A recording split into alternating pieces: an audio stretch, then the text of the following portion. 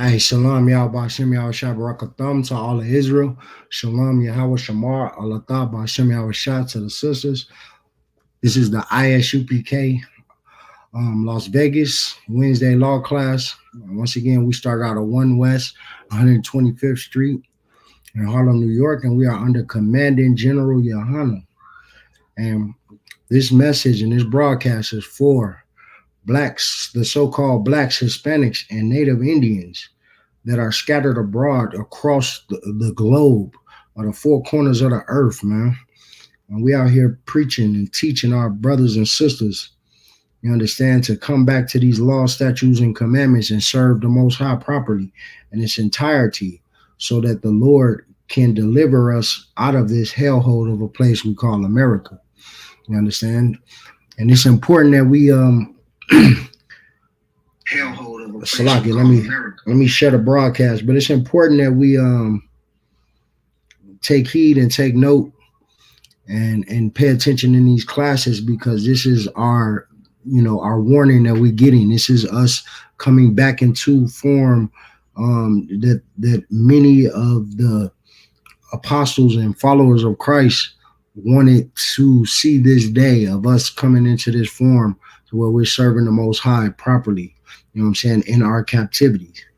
So if you could share the broadcast, please, and thank you.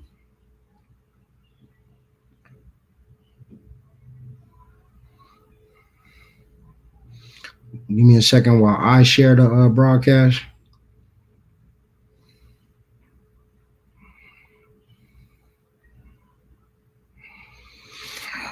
But yes, we are here to serve the Lord, man. We are in this captivity, serving out, our captivity righteously. You know what I'm saying? We're here to serve our Father in heaven, you know what I'm saying, and honor our King Christ by representing him in its entirety, represent him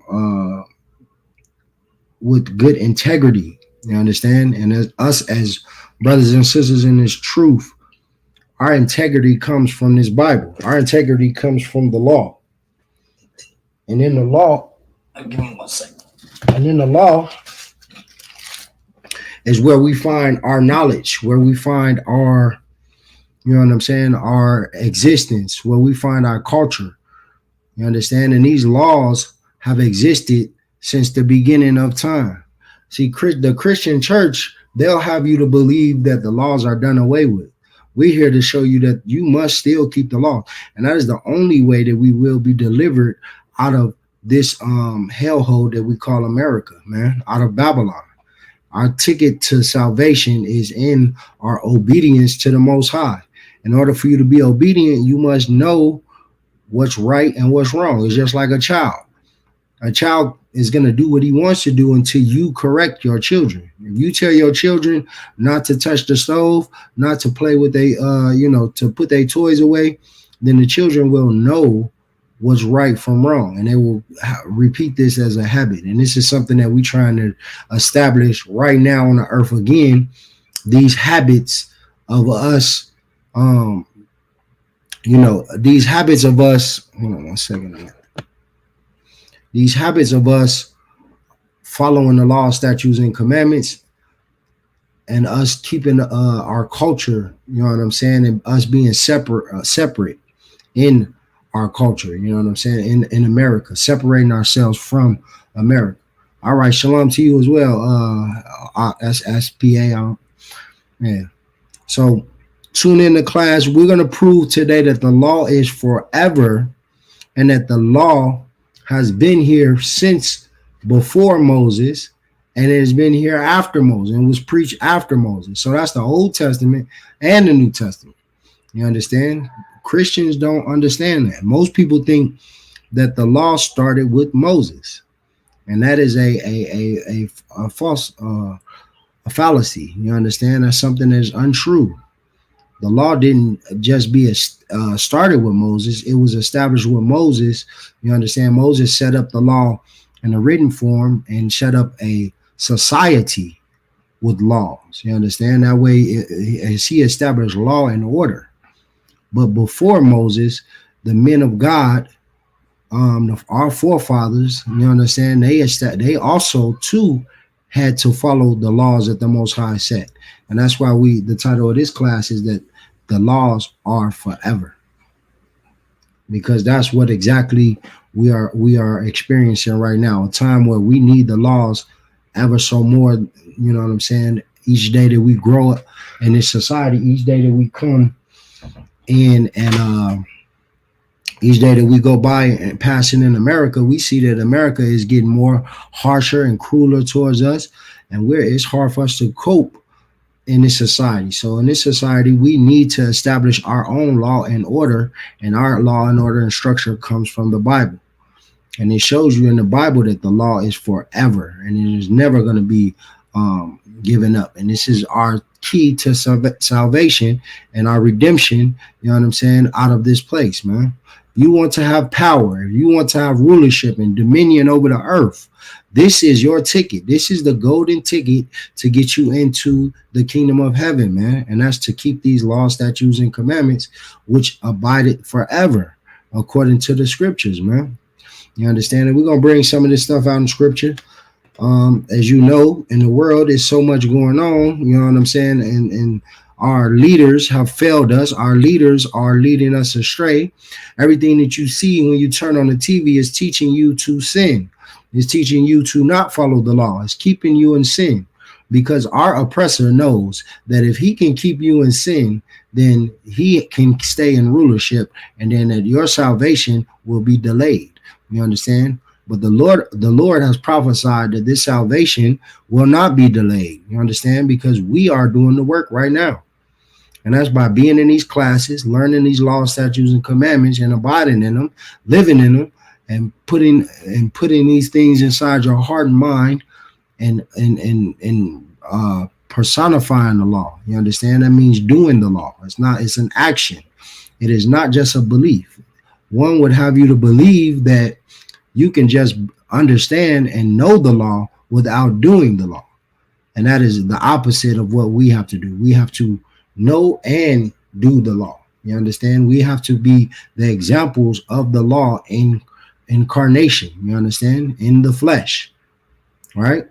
There is not an example. It's just like, once again, children. You as a parent are the examples for your children. If you are a weed smoking whore, guess what your daughter is going to be? A weed smoking whore.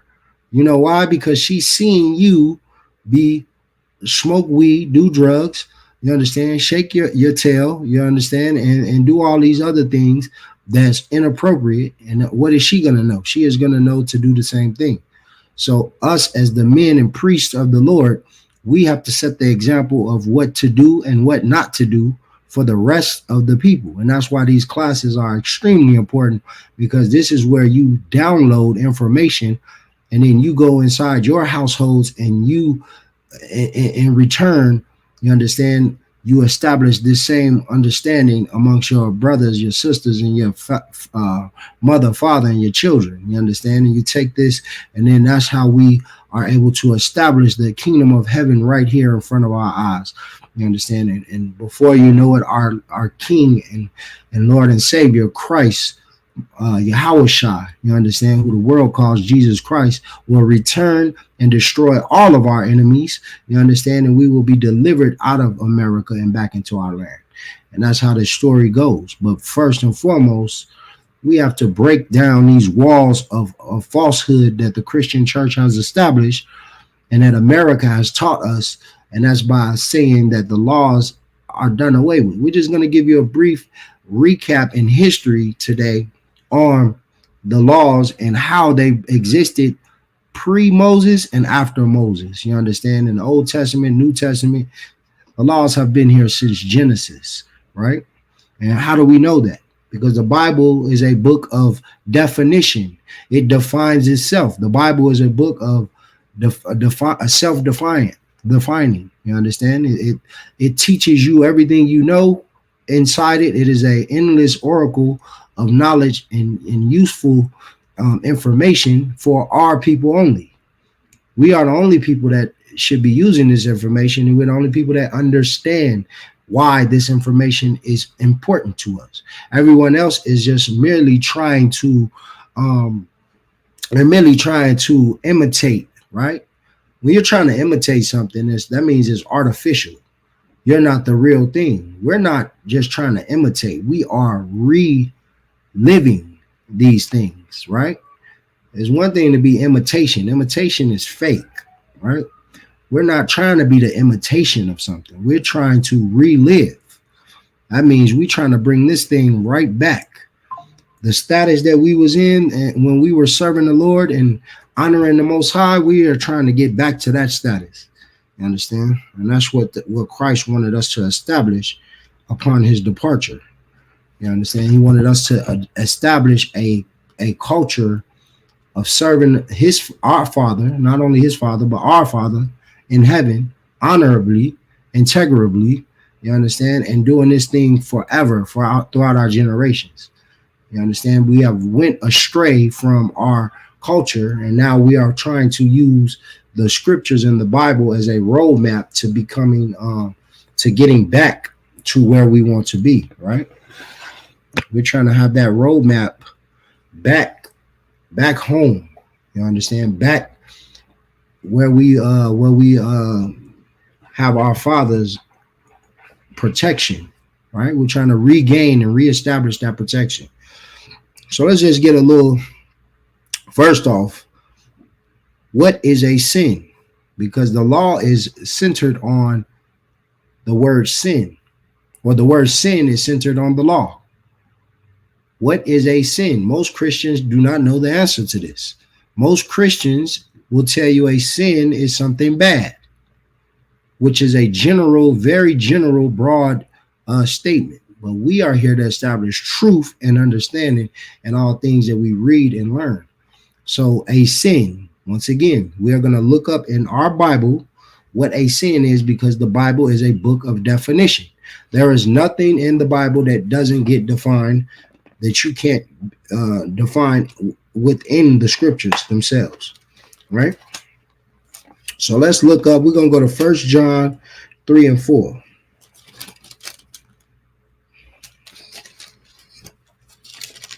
Let's get to that quickly. Right? So this is the book of 1 John chapter 3 and verse 4. Whosoever committed sin transgresseth also the law. For sin, here's the definition part, is the transgression of the law. Right? So sin is the transgression of the law. The first people to sin or transgress the law, and what is law? The commandments, the statutes that the Lord has command. A commandment is what? In just a general standpoint. If I say a commandment, that's an order, right? That's an order, not just any old order. This is an order given to you by your Father, the creator of the heavens and the earth and the universe and everything that exists in our knowledge, right? That exists in the world and outside of the world. He has commanded and told and given us an order to do something. That is what a commandment does. So a sin is you not doing the order that God has told you to do. Once again, we're going to bring it up just like a child and a father in your household, something you can relate to. You in your household with your children, you tell your children to clean their room. If the children do not clean their room, if you give them a allotted time period, I need this room clean now, and the children do not clean their room, you are going to have some sort of punishment. These are the judgments that the Lord has. You know what I'm saying? Whether it be a belt to butt situation, or if it be, you know what I'm saying, taking away something or standing in the corner, whatever you have established as your judgment for your orders not being completed, right? So this is the same pretense and same context of which we are to live on the earth. We are on the earth to live by the commandments, the orders of our Father who is in heaven. And where you find those orders, you find them in the Bible. And these orders existed once he chose a nation to be his people. And he started with Adam and his family, giving him dominion over the Garden of Eden, the land in which the Lord chose for Adam to live. And he gave Adam specific orders, which is called commandments. So you think of a commandment and a law, it's just no different than America. America has orders that you must follow, given to you by a governing body, right? An established democracy or whatever, if you want to call it, bureaucracy. You know what I'm saying? A government, right? These people have told you that you can't do certain things, and that they allow you to do certain things. They tell you what you can and cannot do, right? And that's the same thing with our Father, who is supersedes any American government or any government on earth, for that matter. You understand? You are to follow his orders before any order. You understand? If you're thinking of following an order and there's a contradiction between what orders to follow, the Lord comes first and foremost. He is the creator of all the kings of the earth, as well as the lands of the earth, as well as these governments. You know what I'm saying? When I say create, I don't mean he established the governments, but he is in control of who is allowed to be in control of the people. Right? So, once again, we establish what a sin is. If you haven't read, it's 1 John chapter 3, verse 4. Sin is the transgression of the law.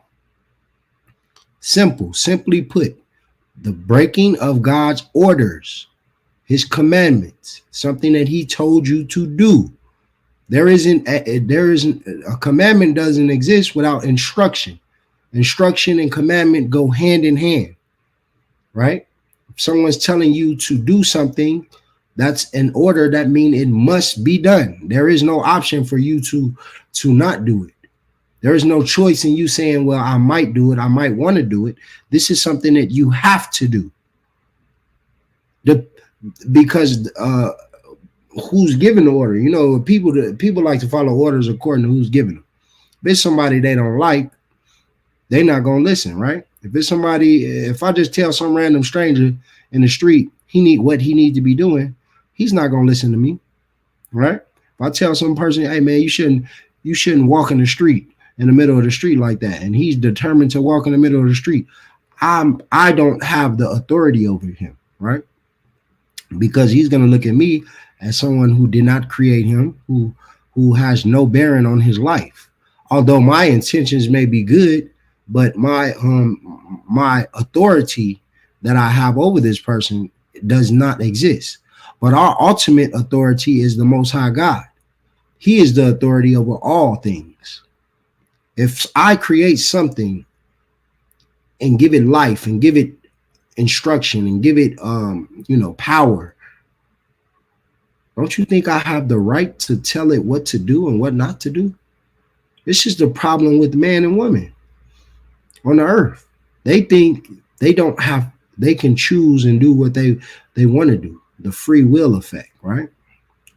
Yes, you have the option to be able to do things. However, the free will effect is a cliche, is a mirage, if I may, right? And I'm gonna show you how it's a mirage, because if I give you orders to do something and tell you if you don't do this, you will die, or this will happen to you, or you will be judged accordingly, does that mean that you can just go out and do what you want to do? Or is that a stipulation, meaning that I'm telling you to do this under the pretense that I have authority to make decisions on if that's not done, right? I can also issue a punishment. You understand? So there is no such thing as free will, because if you're going to be punished for you exercising or going against a order, then how is that free will? Yes, you have the right to do the order or not. Yes, you can. You can have the choice to, and we'll give you an example. If the Lord said not to eat, this is something so simple, eat pork, right? And it's something simple, but people struggle with it. Told you not to eat pork. Does that mean that pork isn't going to be there? They sell it in a grocery store. Somebody's out there eating pork or says that this pork is able to be eaten. And somebody said that it's not. So who are you going to listen to? Are you going to listen to your own? It's there. The free will effect would be the pork is in the grocery store, there for you to eat it if you want to eat it. But the orders given to you by your father is there written down telling you that he doesn't want you to eat these things. So who are you going to listen to? You're going to listen to your own lust? You're going to listen to your fellow man who is not, we know the man that I'm talking about, the oppressor, right?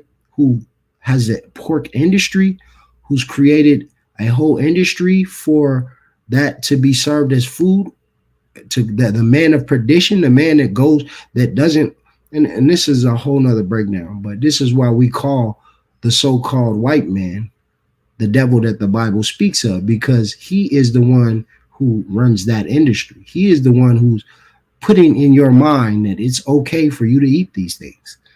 Because if you had the men of God over you and your authority, and this is the whole authority part, your father is the authority in heaven over you, giving you direction. However, your oppressor is your authority on the earth, telling you it's okay to go against your father. What does that remind you of? This is why you got to understand and get in class and tune in, because that is the serpent in the garden who beguiled Eve and told her that she could eat from the tree of knowledge and good and evil. All right? He told us it's okay for that to happen, for you to do that. And what did Eve do? She soaked up that culture, and she took away from her own culture and ate from that tree and lost her culture and her identity, just like you have done, eating from America's tree, right? The American tree. And now you know the evils that come with the Most High, the bad side of the Lord and the good side. More so the bad side, because you're in captivity and you're in hell. You're in these barrios and projects. You're in these slum, low-income housing areas. You understand? It's all from you being beguiled. And once again, America is the land of the serpents, the land of the people, the land of the people that want to beguile you and trick you and lure you away into temptation. All right. That's why I said you have the option to serve the Most High God in its entirety, just like our forefathers and foremothers did. Or you can serve your own lust, or you can go and activate your free will. Yahweh Bahasham Yahushua is a child molester. What? My bad. Let me ignore that. But anyway, so like I said, man, you understand? We have the options. However, if I'm given a commandment by the ultimate authority, like I said, there's two authorities in this kingdom. The authority is our oppressor who's over us, who's setting the precedence, who's giving you the culture. He's teaching you right from wrong according to their lust and their mind. And then you have the scriptures, the holy scriptures, who is the word of God, who gives you the authority, gives you his instruction, and it comes from our authority in the heavens, our Father, right? Our forefathers was ordered to follow the authority in the heavens, and this is something you should as well, right? And we're gonna start with the book of Baruch, chapter 4. This is in your Apocrypha, something that you Christians don't know about, and you don't pick up this book, but we are going to open up the book ourselves. So we're going to go to Baruch chapter 4, verse 1. Give me 1 second while I get it. The Book of Baruch, chapter 4, verse 1. This is the book of the commandments of God. This is exactly what the Bible is. You understand? The Bible, not in its entirety, but mostly centered around being the book of the commandments of God. This is what we find in the Bible, the books that show you his orders. Commandments are orders. Law meaning it's an absolute order. It must be followed. It is principle. When we say the law, it's like the law of gravity. What goes up must come down, right? That's the law of gravity. You cannot change the law of gravity. You understand? You can only go outside the existence of gravity, right? Only time the law of gravity is in effect is where there is no gravity. Other than that, the law of gravity is absolute. What goes up must come down. If I throw something in the air, it is going to come down 100 out of 100 times. So when we say this is the commandments, the book of the law, and we tell you that the God's commandments is the law, that means that this is absolute and it must be followed. There is no ifs, ands, or buts. There is no pondering. There is no maybe I do, this ain't for me. I don't believe in that. Whether you believe or not, these laws have to be followed. It's not up to you to determine if you believe in it. Once you are created, once you are born into this world, it's just like in America. You don't have a choice. Once you're born in America, you must follow American laws. You cannot exist outside of American law unless you are not in America. Then you have to follow the law of wherever you are. So in this world, we cannot exist outside of God's law because we were born into a scenario where our forefathers and foremothers made a covenant with the Most High to be his people, and he was to be our God, and that we would follow the law forever. You understand? Back to the book of Baruch, chapter 4, verse 1. This is the book of the commandments of God and the law that endureth forever. The law that endureth forever. The law that's going to be here forever from the beginning. Forever is from the beginning to the end. So there is no end, right? Because there won't be an end for our kingdom and our rulership. So it will endure forever, right? Forever is a long time, isn't it, right? And all they that keep it shall come to life, but such as leave it shall die. This is the parameter of how the law works. So you wonder why your family members are dying. And you wonder why babies die. You wonder why your sweet grandmammy died. You wonder why your brother and your sister died. Your friends and family lose their life on a daily is because all that leave the law shall die. This is why we see death, because you are not keeping the law, statutes, and commandments in its absoluteness, right? You are not being integrable to the Most High and to our Lord and Savior, our King Christ, Yahushua. And that's why this book is so important, because it lets you know, it gives you the correction and the instruction and the invite and the advice on how to serve and live out in this world.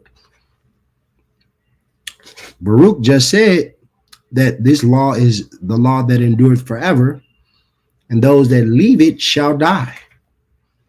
Is that not what's happening right now?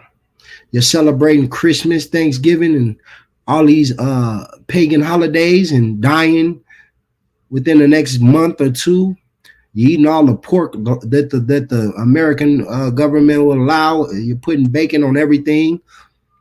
And aren't you dying in these hospitals of disease, cancer, right? They got a million different cancers that you're coming up with. You eat because you're eating what you want to eat. You're not following the laws. You're out here laying with any and everything, catching these sexual transmitted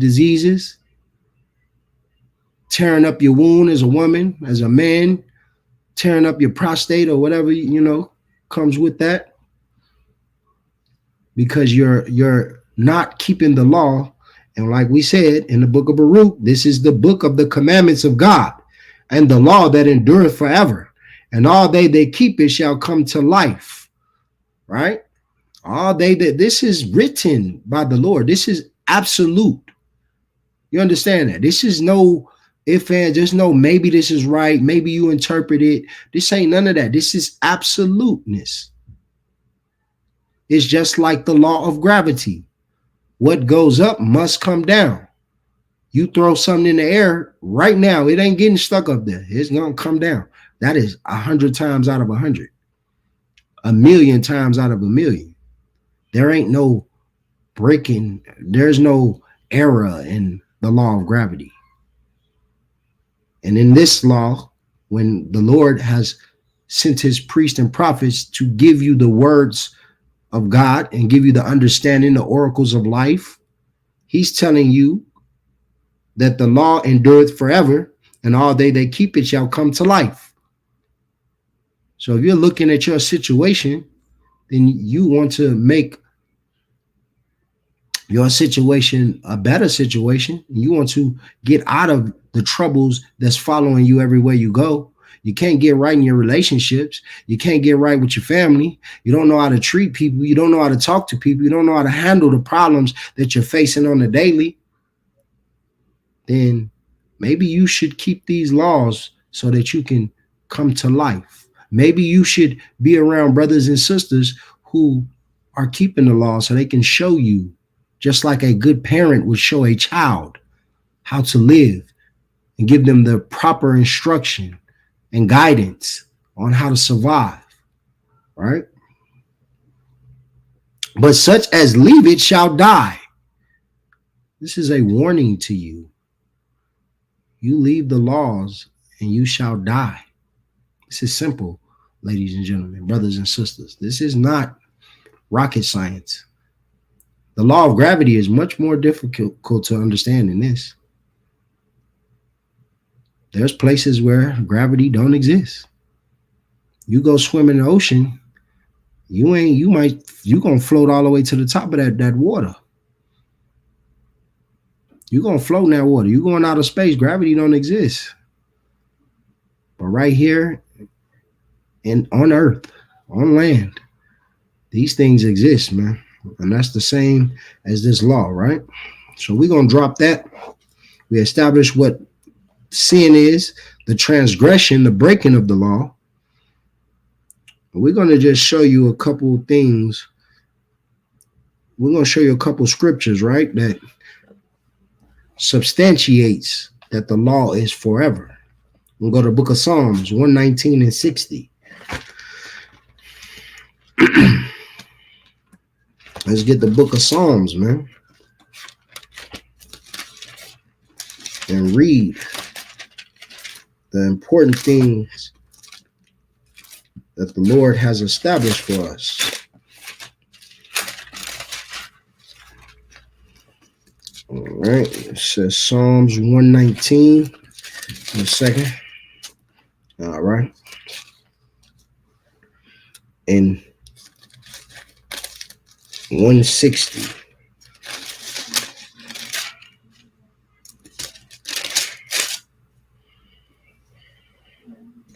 It's the book of Psalms in 119 and 160.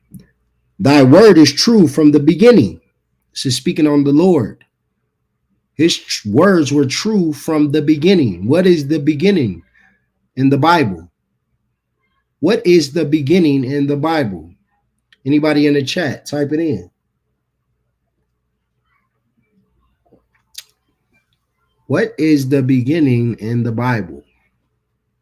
Because this is what this is talking about. This is the beginning. For time's sake, I'm going to give it to you. I don't see nobody typing in the chat. This is an interactive class, so you have any questions or anything about what I'm saying that you want to have if you want to have any type of discussion on anything, if you believe that I'm saying something that is not true, then let's talk about it. This is an interactive class. So your participation is very necessary. What is the beginning according to the Bible? I'm going to give it to you. The word Genesis. What is the definition of Genesis? Let's look it up. The definition of Genesis.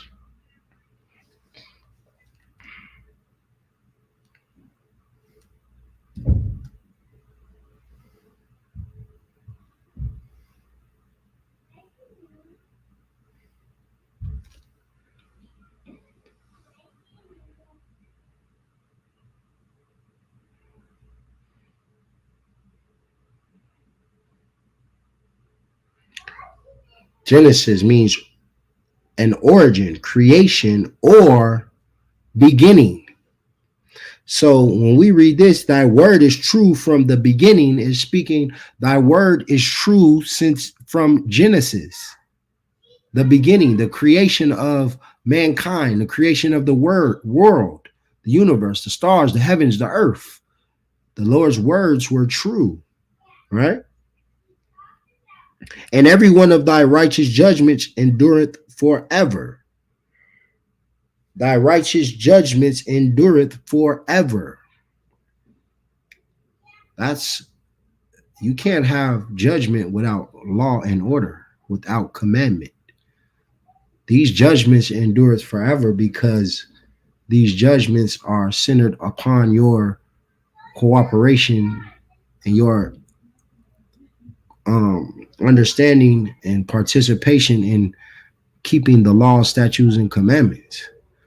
Because there's a judgment for you not keeping the law, statutes, and commandments. There is a penalty that comes with you. We read it in Baruch. You step outside this scope of the law, statutes, and commandments, then you're dying, and we're seeing it.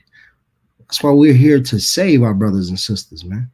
The so-called blacks, Hispanics, and Native Americans who make up the 12 tribes of Israel, who are the chosen people of the Most High God, the only people that the Lord has chosen to live and endure and given judgment and law to. These laws are only for the children of Israel. And we're going to show you that. We're also going to go to Psalms 119 and 1. 1 second.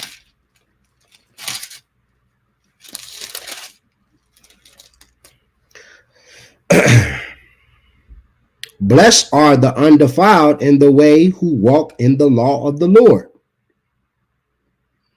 That sounds like those who keep the commandments are blessed. Who walk in the law of the Lord. This is the purpose of the law. This is in Psalms.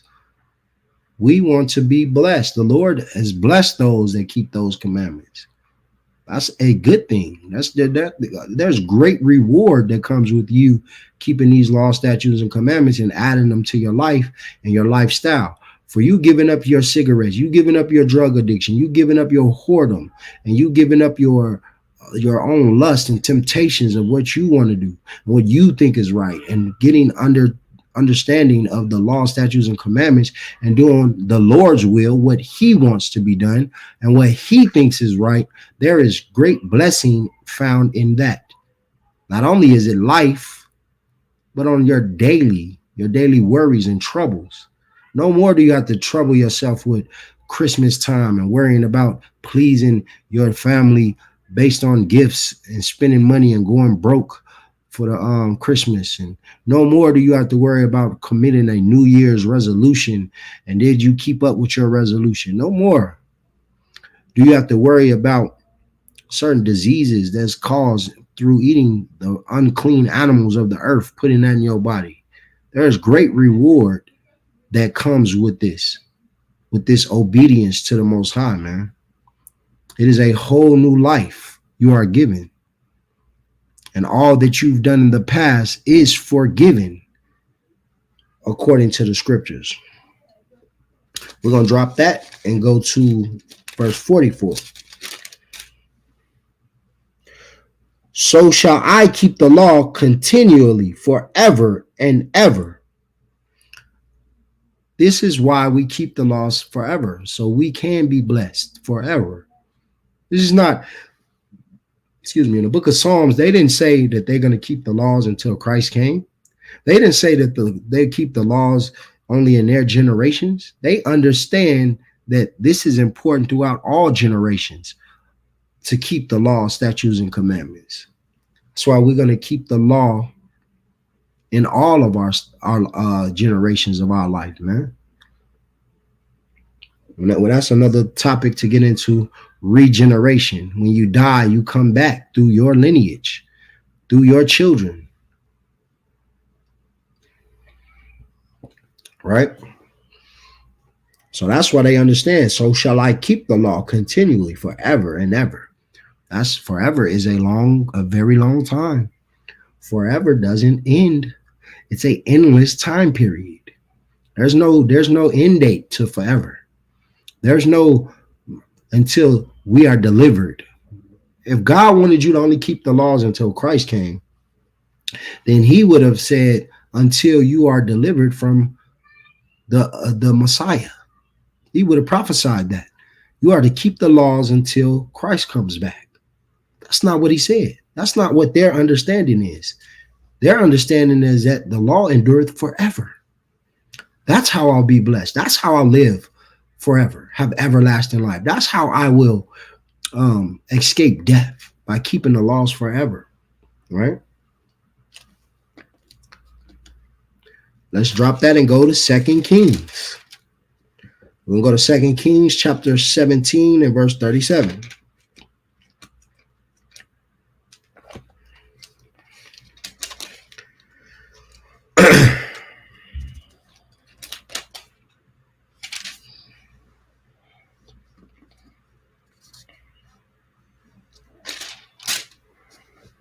This is the book of 2 Kings chapter 17, verse 37.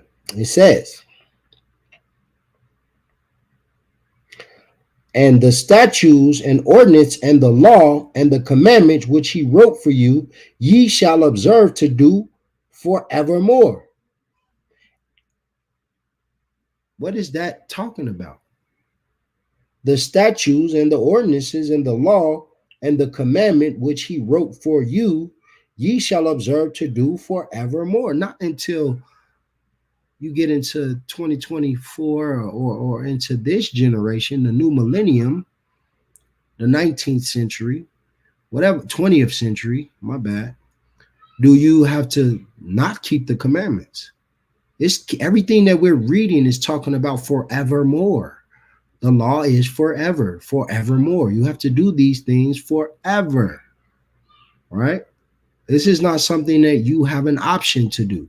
This is something that must, and is absolute in its entirety, must be done. And it's not something that is negotiable, because if you leave the commandments, then death is sure to follow you. That's when you die. And our goal is to live. We want to live. We have families to raise. We have people that love us. We have a duty to do on this earth to be integrable people, not for as an American citizen, but as an Israelite, as a chosen person, man or woman or child of the Most High, and represent the Most High, our God, in truth and absoluteness. And he's given us the secrets on how to do it, and that's through the law. Right? So let's get into a little bit of history with the law, because Christianity will have you believe that Moses not only established the law, but the law didn't come until Moses. Right? This is something that is a fallacy that they teach, that is historically wrong, because the law existed with Adam. Adam was given dominion over the Garden of Eden and commanded. The first commandment that was given to Adam was to not eat from the tree of knowledge and good and evil. What does that mean? Well, it's a separate breakdown, but for time's sake, I'll give you what the actual tree of knowledge and good and evil is. And that's the nations that will cause you to err against the Most High, and you will understand his bad side. You will see his judgments. You understand? His judgments existed in the garden with Adam. Adam transgressed, he sinned because he was commanded by the Lord to not take on the culture. And that's what's eating from the tree of knowledge and good and evil, is putting on another culture, something that we have done in this American culture. Every time you have a woman go out in boyish and booty shorts with her butt cheeks out. Every time you have a man out sagging his pants with his butt crack showing. Or some man living an alternative lifestyle, or some woman living an alternative lifestyle. Or you going to that fish place and ordering you some catfish and shrimp. You going to that seafood boil and getting that crab and soft shell crab and all the different type of variations of crab, abominations that the Lord don't want you to eat, along with that pork sausage you put in there, right? With you marrying a woman from another nation, your love as a man for that so-called white woman, that Asian woman, that African woman, that Arab woman, and vice versa for the sisters, for that white man, Asian, African, and Arab. These are the things that the Lord ordered us not to do. And this is why the commandments are important. You understand? It's because without his instruction, you're going to go do those things. You're going to go marry that white man and that white woman and make babies. And you'll be, and the Lord will have to destroy your lineage because you've brought in a unclean, unpure, tampered with bloodline into your royal lineage, because you are royalty. You are the only royalty on the earth. These other nations are playing royalty. They're imitating royalty. It's imitation. It's fake. It's not real. You so-called blacks, Hispanics, and natives are royalty on earth, the only royalty. All right, let's get that. Let's drop that and get into some history. So there's a notion that the law, statutes, and commandments didn't exist prior to Moses. So let's get into Genesis. We're going to go to Genesis, the 4th chapter. And we're going to start with Adam's lineage, because Adam was the first man given commandments on earth. And we're going to prove that. And we're going to dispel some things that people don't, some things that people don't understand about the Bible and these scriptures. So this is the book of Genesis, chapter 4, and we're going to start at verse 3. Actually, you know what? We'll start at verse 1 so we can get the context of this, right? And Adam knew Eve, his wife. And when we see that in the Bible, when we say knew a woman, that's old Quaker English for basically laying down, sleeping with her, marrying her, right? Getting her impregnated. All of these things that come along with sex, right? And Adam knew Eve, his wife, and she conceived and bare Cain and said, I have gotten a man from the Lord, right? So these are the first children of the first nation that the Lord has chosen, not the first people on earth. That's contrary to people's belief. Adam and Eve wasn't the only people around during this time.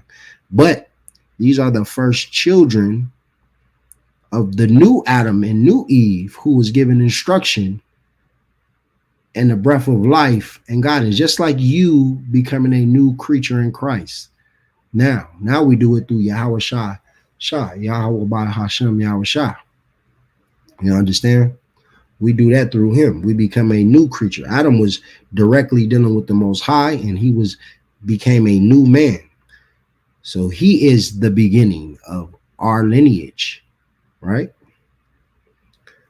And she conceived and bare Cain, and I said, I've gotten a man from the Lord. Verse 2. And she again bare his brother Abel. And Abel was a keeper of sheep, but Cain was a tiller of the ground. So Abel was a farmer, was a sheep herder. So he was in control of the animals, right? But Cain was a tiller of the ground. So he was more of a gardener, right? And in process of time, it came to pass that Cain brought of the fruit of the ground an offering unto the Lord. Now here we go. The law of offerings, of sacrifices for the Lord. There is a law of sacrifice that we find generations after this that's given to Moses, that Moses established in Leviticus, right? But we see this here in Genesis. And what does the word Genesis mean? The origins, the beginning. It's pre-Moses, right? A offering unto the Lord. And Abel, he also brought the firstlings of his flock and the fat thereof. And the Lord had respect unto Abel and to his offering. I wonder why. I wonder why the Lord respected Abel's offering. Because Abel understood the law. Abel was given the law.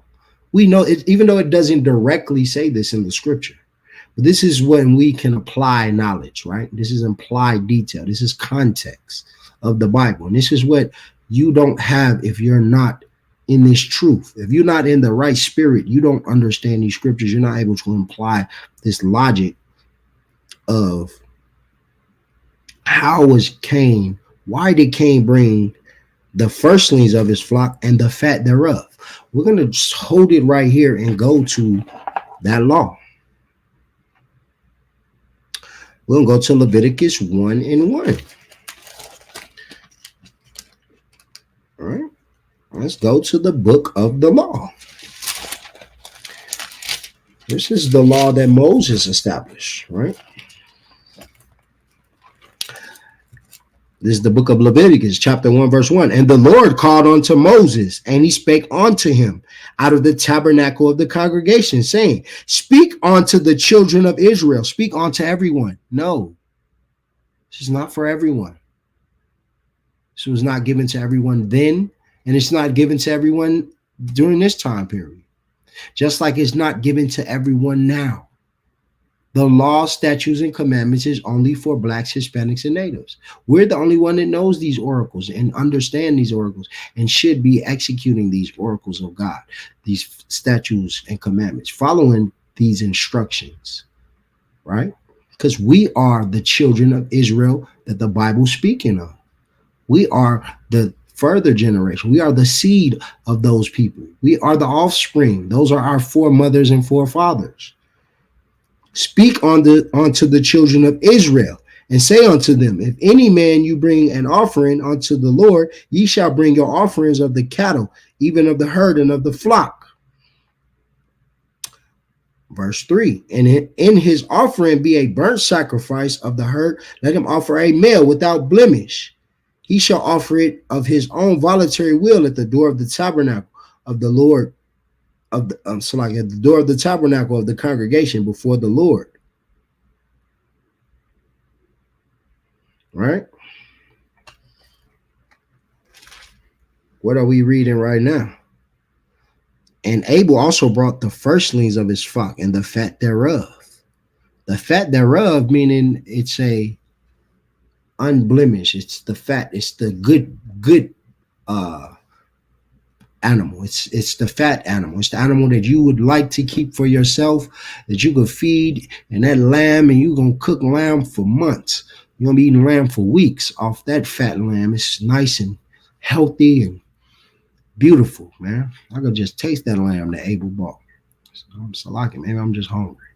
But it was the fat thereof. You understand? For the Lord. But let's go to verse 5. But unto Cain and to his offering he had no respect, and Cain was very wroth, and his countenance fell.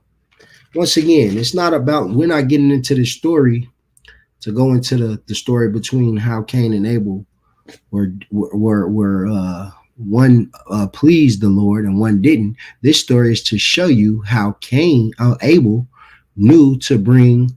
Cain also knew, but Cain chose not to. Cain was supposed to give the Lord what the law required. The law didn't say bring you any vegetables. The law says offering of the cattle, even of the herd and of the flock. He could have bought a bird, a dove. You understand? Let's. Where else is the law of sacrifice? Let me see. Yeah, he could have brought. He could have brought. You understand, anything other than what he brought. That's because Cain had the animals.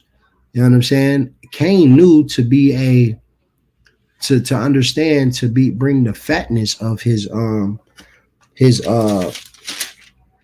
salakia, of his offering, right? Let me get back to Genesis, what we were reading. In 1 second.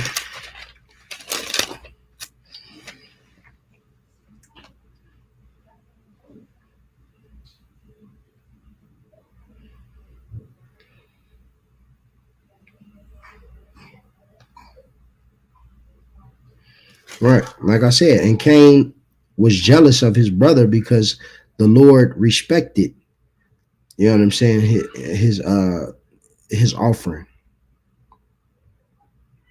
And the Lord even told him in verse 7. Let's go to that. If thou doest well, shalt thou not be accepted? And if thou doest not well, sin lieth at the door. Holy my. What did we say sin is again? According to 1 John 3 and 4, sin is the transgression of the law. Right? So he's telling you, if you do well, your sacrifice will be accepted. But if you do not do well, then sin lieth at the door. You are in sin. He didn't offer him the proper offering. Right? According to the law of Moses. Give me 1 second.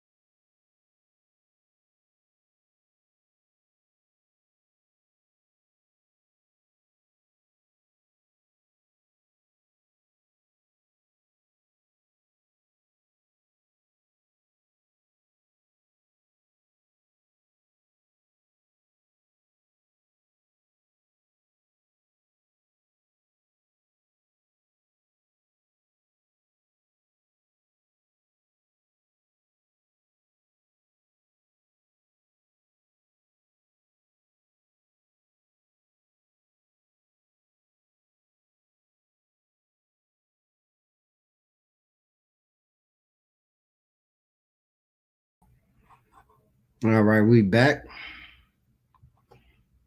Let's give it a second. My bad for that.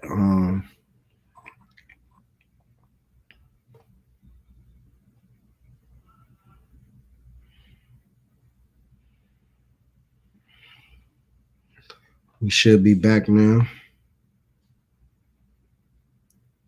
Just want to make sure we good. All right, so excuse me. Once again, thank y'all for staying with me. Once again, Cain's offering wasn't accepted because it was not what the Lord requires in the law of sacrifice. If you're going to make an offering, it must be an offering according to the law. Cain's offering wasn't, and Abel's was. We're going to get more into the laws existing prior to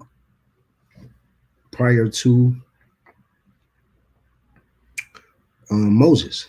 Let's go stay. We're going to stay in Genesis and go into the 9th chapter in verse 11.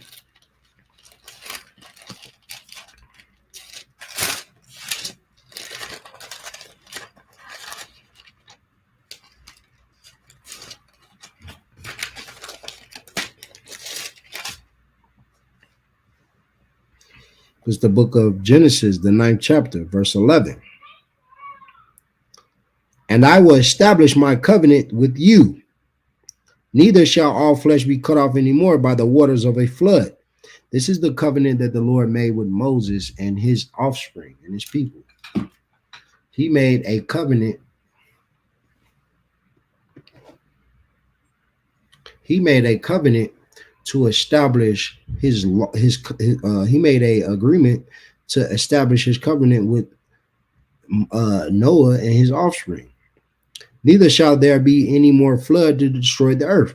And God said, this is the covenant. This is the token of the covenant which I make between me and you and every living creature that is with you for perpetual generation. This is the law continuing. This is him choosing now someone from also Adam's lineage and to continue with the offspring of Adam to give the covenant to and to continue with the laws. And this is Noah. This is during Noah's time when he destroyed all the people on the earth except for one family, and that is Noah's family. And this is who the people of this work, who all the nations come from, Noah's offspring, right?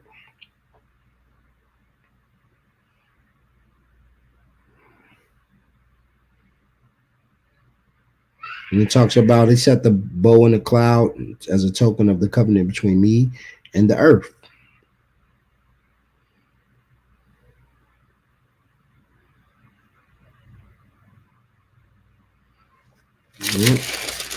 We can drop that. I think we good. Well, we can talk about with the rainbow. So every time you see a rainbow outside, so this is how you know the Bible is real. Every time you see a rainbow after it floods, after it rains, right? After it rains, you see a rainbow. For the Lord established, he established his covenant with Noah. You know what I'm saying? He established that covenant that showed that the Lord was gonna, keep his promise that he made with Noah. We can read it right here. It says, although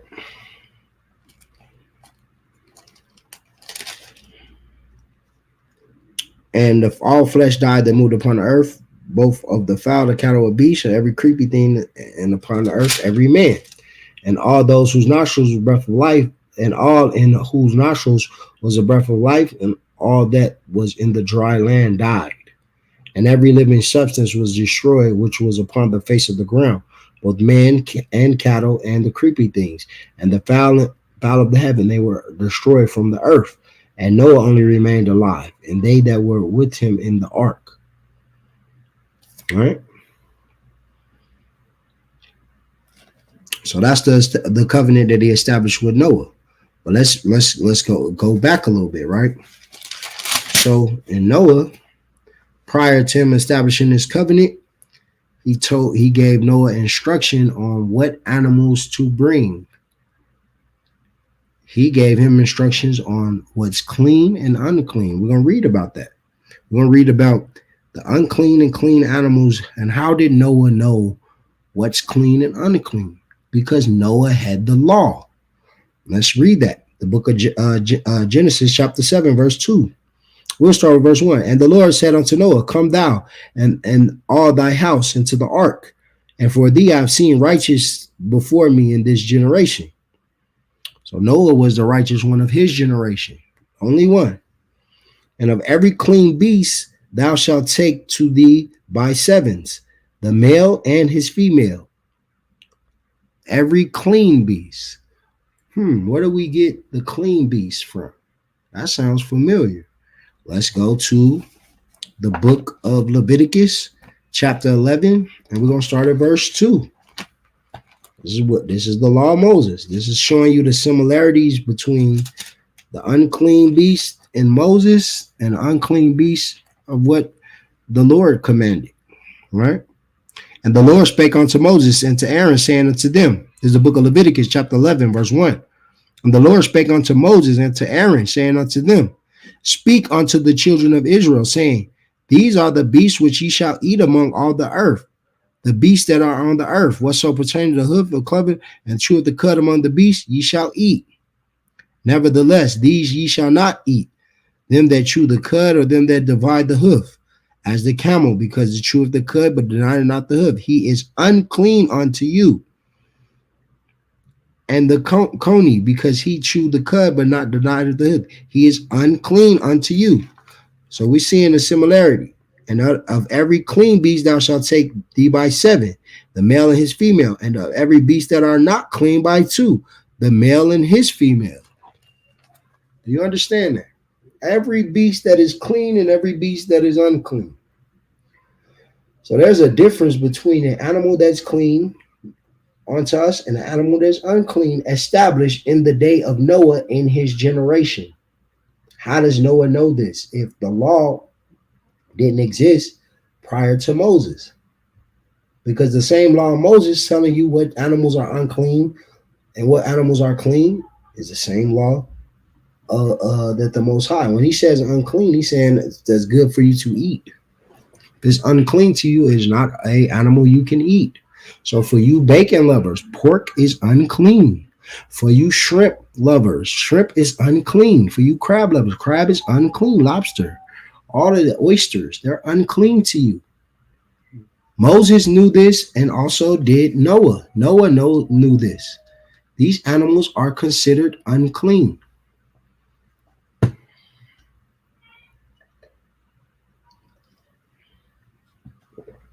Right? So we can drop that. And we can go into another generation. Let's go into Abraham. This is an offspring of Noah, right? Abraham understood that the law existed. He understood the law of tithes and the law of sacrifice as well. Let's go to Genesis 15:9. We'll go to the book of Genesis 15:9.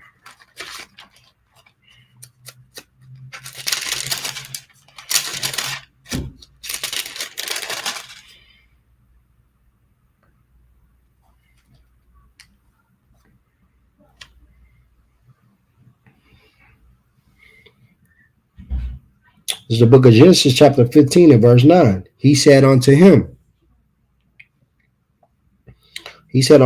take me here a heifer of 3 years old, and a she goat of 3 years old, and a ram of 3 years old, and a turtle dove, and a young pigeon. And he took him into all these, and divided them into the midst, and laid each piece one against another. But the birds divided he not.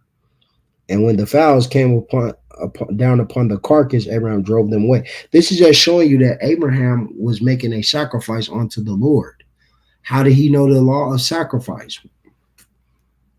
If the laws existed only with Moses, it shows you that the law was not only established prior to Moses, but there was men that the Lord made covenants with because they kept the law. The Lord loved them, and they're honored by the Most High in all in this Bible, and they're shown that these people are of importance. These people are these brothers who was obedient to the Lord was rewarded. You understand? They were chosen to be the forefathers and for the forefathers of our people, of our nation. And the Lord may establish covenants with them, agreements that they would inherit the earth and inherit land and all these things for their obedience. This is how we got our inheritance through our ancestors, Noah and our ancestors Noah and our ancestor Abraham.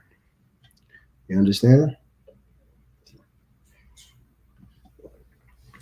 And it's through their obedience of the law that they were able to live. Noah only was able to live because he was obedient to the Lord and followed his commandments and understood that the Lord telling him to do these things is a big deal.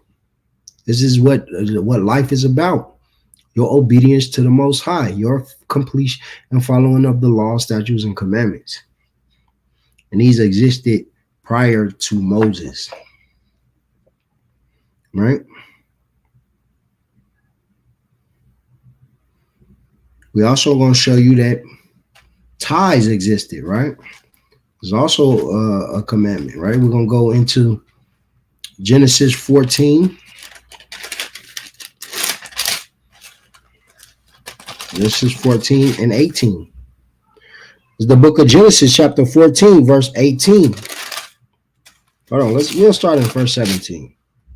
And the king of Sodom went out to meet him after his return from his slaughter of the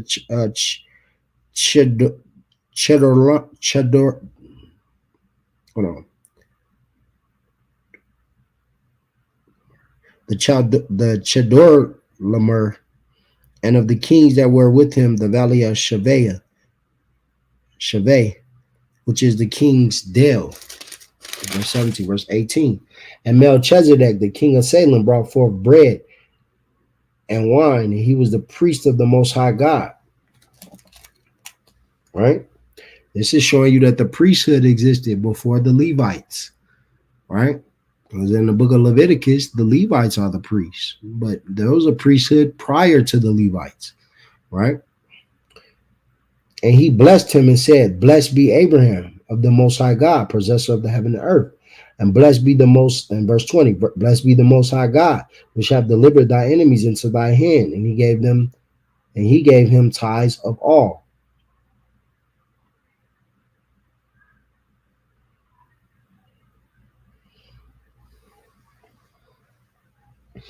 Once again, what is this showing? This is showing that he gave him tithes of all. What does that mean? The spoils that Abraham had, the Lord that Abraham had won from completing his victory, he gave tithes to Melchizedek. But tithes exist in the book of Leviticus. Leviticus, we can go to chapter 27 and 30.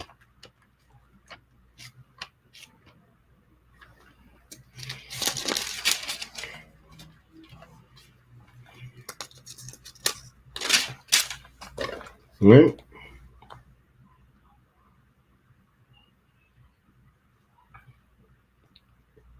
The book of Leviticus, chapter 27, verse 30. And all the tithe of the land, whether the seed of the land, the fruit of the land, is the Lord's, and it is holy unto the Lord. Right?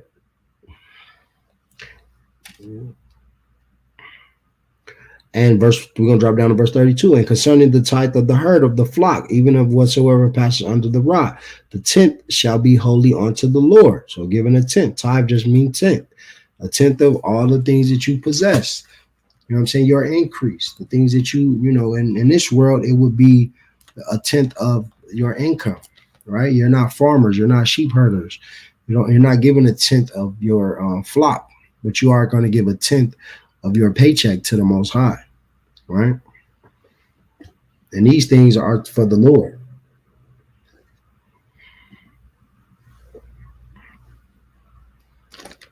Also, we can go to the book of Deuteronomy, where it also talks about giving a tenth, right?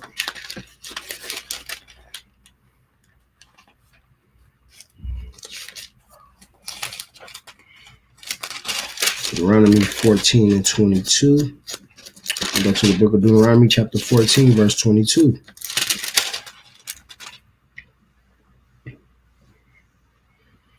Thou shalt truly tithe all the increase of thy seed, that the field bringeth forth by year by year.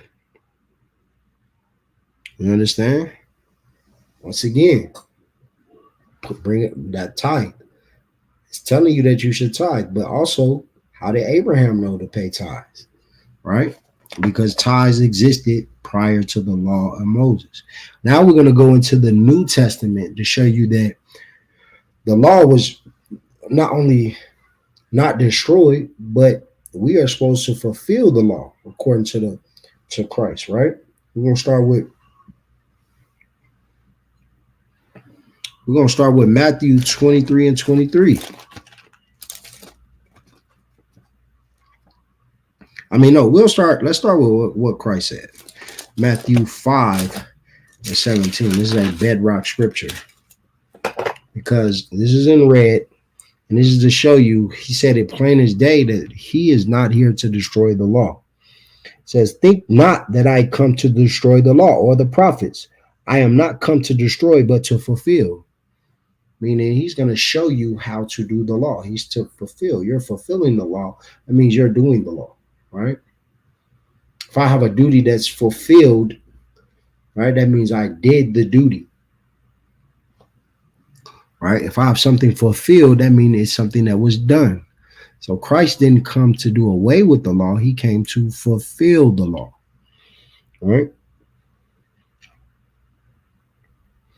Verse 18, for verily I say unto you, till heaven and earth pass, one jot or one tittle shall in no wise pass from the law, till all be fulfilled.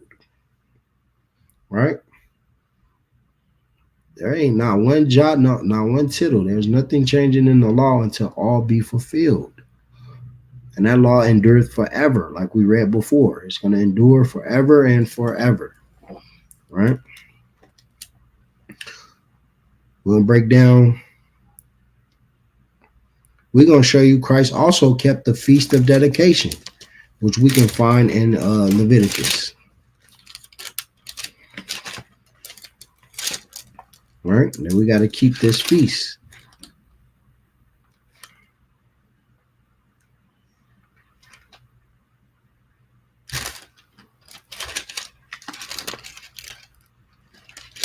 We're going to go to John chapter 10, verse 22. It's the book of John, chapter 10, verse 22. And it was at Jerusalem, the Feast of Dedication. And it was winter, and Jesus walked into the temple in Solomon's porch. And then came the Jews round about him, and said unto him, how long dost thou make us to doubt? If thou be the Christ, tell us plainly. Right? This is Christ keeping the Feast of Dedication, which is ordained for us to keep throughout our generations, according to the scriptures, to the Bible. You understand? Christ kept the Feast of Dedication. This is something in the New Testament. Why? How come the Christians are not keeping the Feast of Dedication? How come they're not following? They're supposed to be following after Christ. We're going to drop that and go to John chapter 7, verse 53.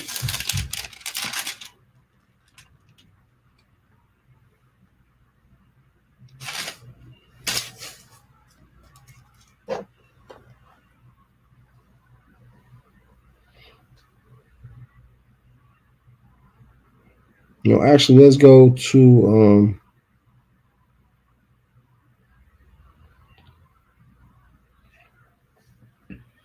John chapter, what we want? John 7 and 53. No, not.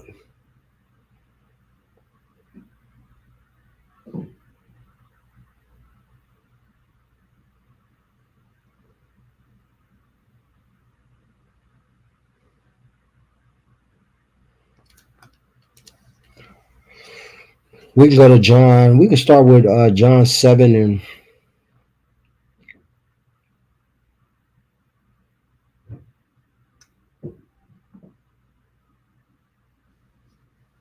let me see. We could go to where they talk about Christ, them trying to take Christ But let's go to John. We're gonna drop that and go to John 8 and 11, where Christ said to the woman. We'll start at verse. We'll start in verse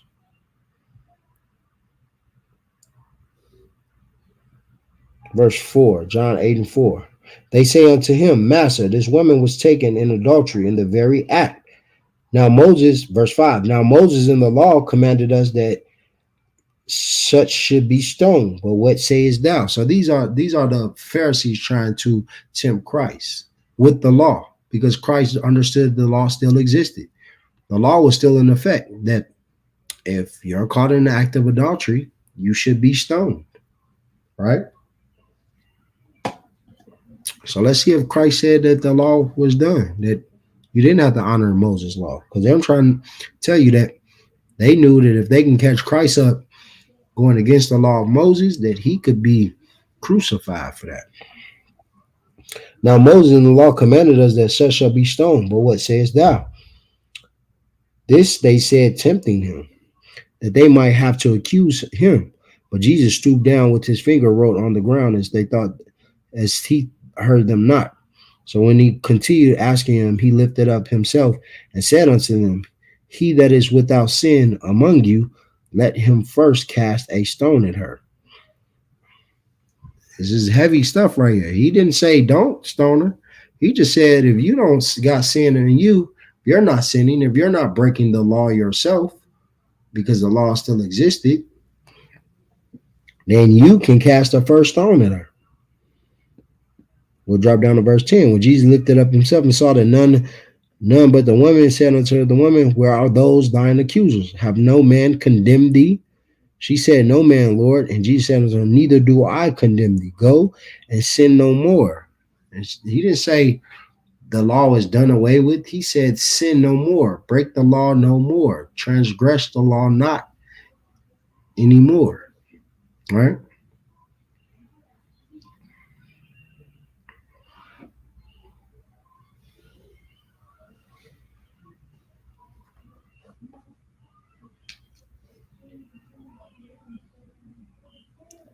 If you don't know who this is, JC, this is a priest of God, man.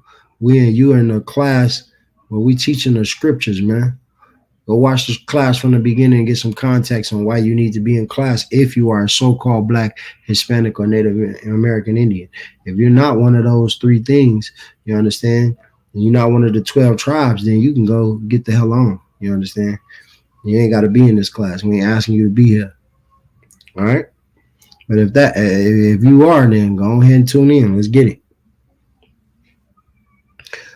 Once again, I'm showing you that Christ and the laws were established and continued in the New Testament. There is no drop off from the Old Testament to the New Testament and the keeping of the law. The law must be kept no matter what. All right. Let's get to Paul. Paul also taught to keep the law. All right. Let's get it. Romans 3, and we're going to go to 28. We're going to go to Romans 3 and 28.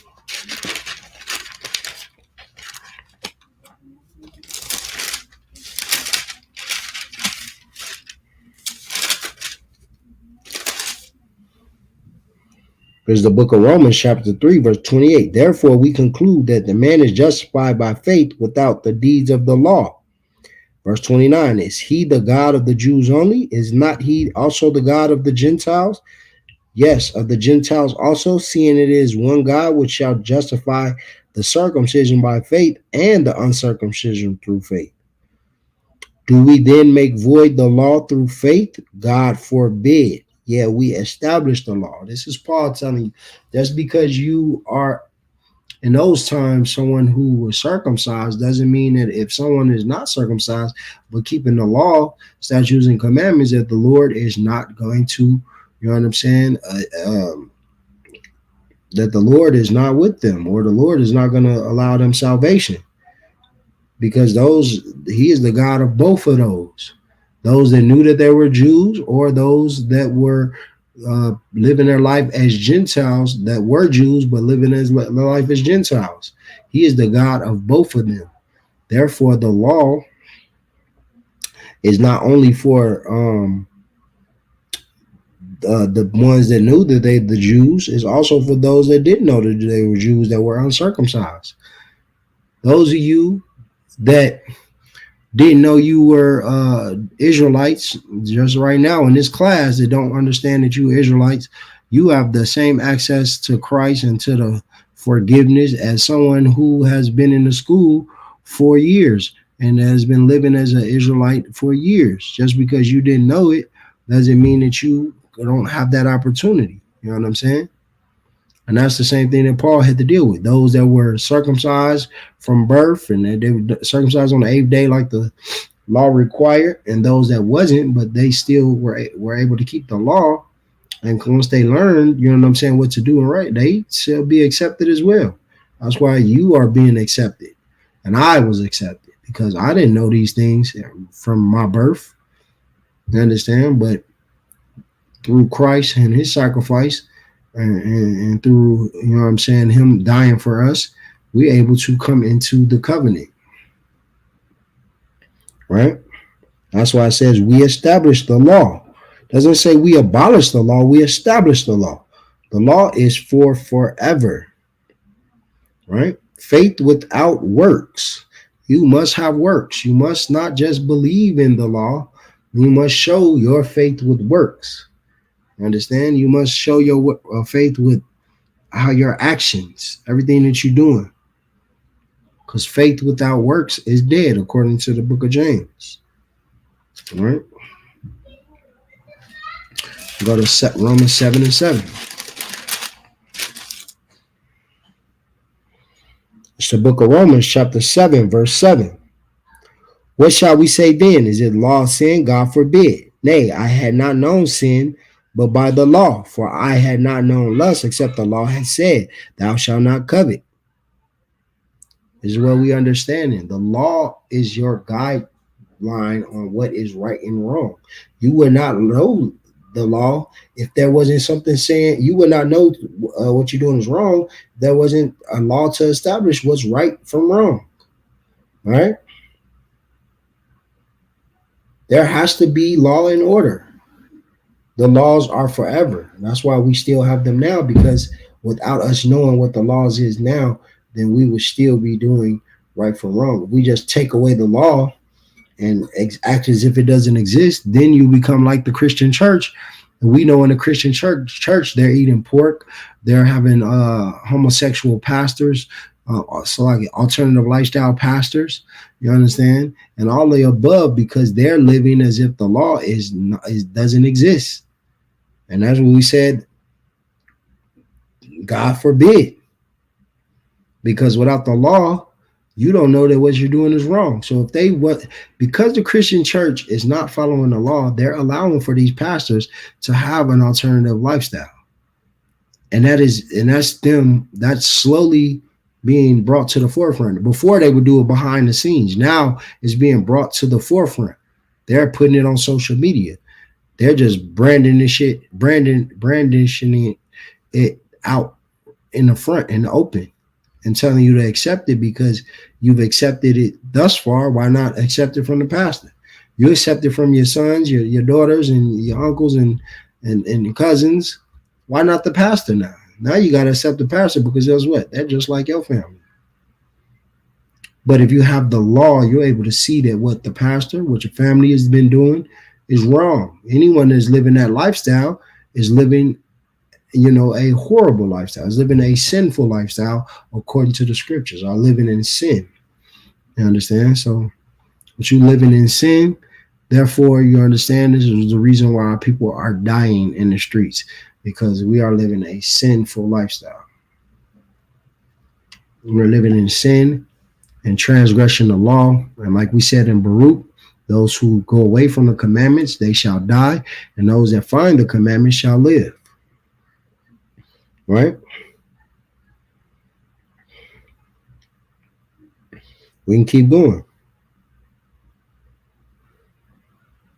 Wherefore the law, what was we at? We in Romans. So this is heavy, what Paul is breaking down. We're gonna read it again. What shall we say then? Is the law sin? God forbid. No, the law ain't sin. It's not bad, right? The law is not sin. God forbid. Nay, I had not known sin, but by the law. What we just brought out. These Christian pastors are trying to change the law by you saying that the law don't exist. Now you don't know sin. Now you think sin is just what makes you feel bad. So if you feel like sleeping with man makes you feel good, then to you that's not a sin, right? Because you don't know the law. If you take away the laws, statutes, and commandments, then you don't have the structure, right? The structure and the infrastructure is gone. For I had not known lust except the law had said, but thou shalt not covet. But sin, taking occasion by the commandment, wrote in me all manner of uh, concupiscence. For without the law, sin was dead. Right? What does that mean? For without the law, sin was dead. For I was alive without the law once, but when the commandment came, sin revived, and I died. What does that mean? Christians will have you believe that the law is bad, that without the law, you living in sin. I mean, with the laws, you living in sin, but this is not what it's talking about. It's telling you that without the law, like if you living without the law right now, we don't have the laws of sacrifice, but we still don't sin. Those of you that's in the school, you don't have the law of the Levitical priesthood coming to, execute judgment. You know what I'm saying? And you going before the judges for your matters. You sin. You don't sin because you choose the Lord and you love the Lord. The law was written in your inward parts, like the Lord said He would do. Right? For I was alive without the law once, but when the commandment came, sin revived, and I died. And the commandment which was ordained to life, I found to be unto death. For sin, taking occasion by the commandment, deceived me, and by it slew me. Speaking on how people would sin because they knew they could make a sacrifice to get for repentance. So if you sinning and you had your little your cattle or whatever offering off to the Lord ready to go, and you were forgiven for that because you made that sacrifice depending on the sin, right? So sin still, it didn't stop you from sinning, is what he's trying to say. The sacrifice, the law of sacrifice didn't stop you from sinning. Sin was revived, right? Or if you did something, you was put to death. Was then that which is good made death unto me? God forbid, but sin that it might appear sin, working death in me by that which is good, that sin by the commandment might become exceeding sinful. For we know that the law is spiritual, but I'm carnal, sold under sin. For that which I do allow not, for what I would that do I not, but what I hate that I do. You understand? This is what we live every day. You understand? He's saying that the law is spiritual, meaning it's something that is in you. It's something that you are choosing to do, right? It's something that's on your spirit. You either have the spirit that wants to do the right thing or spirit that wants to do the wrong thing. And that's what makes your flesh, makes these things come about carnally, right? Because if you can control your spirit and control your ambitions, your lust, your thoughts, then your actions can be controlled because you won't think to do something wrong because you won't act on it, on your thoughts, right? If you think lawful thoughts, then your actions are going to be lawful. But if you're thinking sinful thoughts, then your actions are going to be sinful, right? That's what he means by it being spiritual. When something is spiritual, that is just, noting that it's not something physical. It's something that you're doing mentally. It's who you are. It's what makes up your spirit. You know what I'm saying? It's in you. It's in your mind. It's you process the way you process things. Your countenance, your demeanor. Right? We're gonna drop that. It's gonna be the last scripture we're gonna bring. Go to Jeremiah 31 and 31. Because we were promised, right? We were promised that we were going to inherit the kingdom and that we would live forever. And this is showing you that the laws is forever because we are forever. Going to be forever. Book of Jeremiah chapter 31. And we're going to go on verse 31.